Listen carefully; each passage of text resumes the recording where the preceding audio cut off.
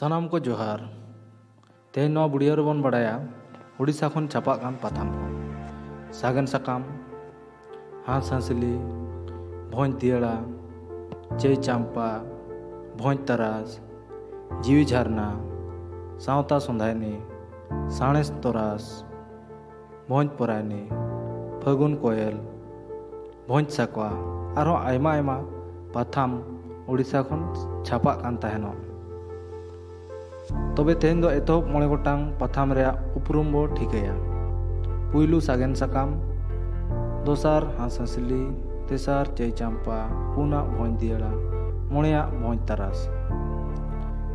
तबे पुइलु बन बड़ाया सागेन साकाम पाथाम इदी कतेन जहां दो 1964-65 खना छापा कान तहन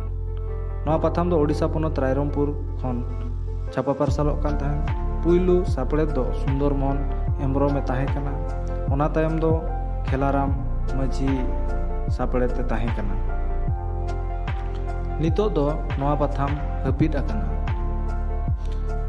दोसार बन बड़ाया हांस हांसली जहां दो 1974 खन छापा पारसालोग कान तहन नवा पाथाम दो ओडिशा रिया राजगढ़ भुवनेश्वर रे मेना बीजेपी कॉलेज पीएम हॉस्टल रिया गांवता आदिवासी स्टूडेंट एसोसिएशन दारायते छापा काना तहे पाथाम रेनी सापड़े दो मानदान अर्जुन चरण हेम्ब्रम ए ताहे कना तेसारा अरबन बड़ाया चई चांपा जहां दो 1981 सहित खन छापा पारसालोग कान तहे नवा पाथाम दो ओडिशा पोनत रिया राजगढ़ भुवनेश्वर चई चांपा भवन 1981 खन छापा काना तहन सापड़े दो मानतान अर्जुन चरण हेम्ब्रम ताहे कना नवा पाथाम दो नितो हपिद रे मेना पुन आरबन बड़ाया भोज दियड़ा जहां दो 1974-1975 खन छापा कान तहन नवा पाथाम दो सेरमा के पाथाम काना नवा दो मयूरभंज हनत बरपदा एमपीसी ऑटोनोमास कॉलेज खन 1974-75 साहित खन छापा काना तहन नितो दो हपिद आकाना मोड़िया रबन बड़ाया भोज तरास पाथाम जहां दो 1981-82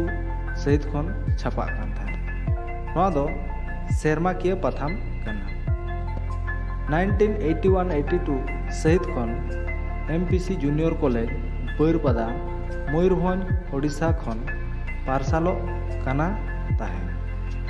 सापड़े दो बाय बड़ाया काना आर नितो दो हपिद आकाना तबे सानाम निनेले बयहा को नवा सिंसार YouTube channel like comment subscribe आलो को हिड़िन ताबोना पार्ट 2 वीडियो पाथाम इदी कतेन गिन अगुया आर ओना लगिन ते आपे तंगी तना रे तान तो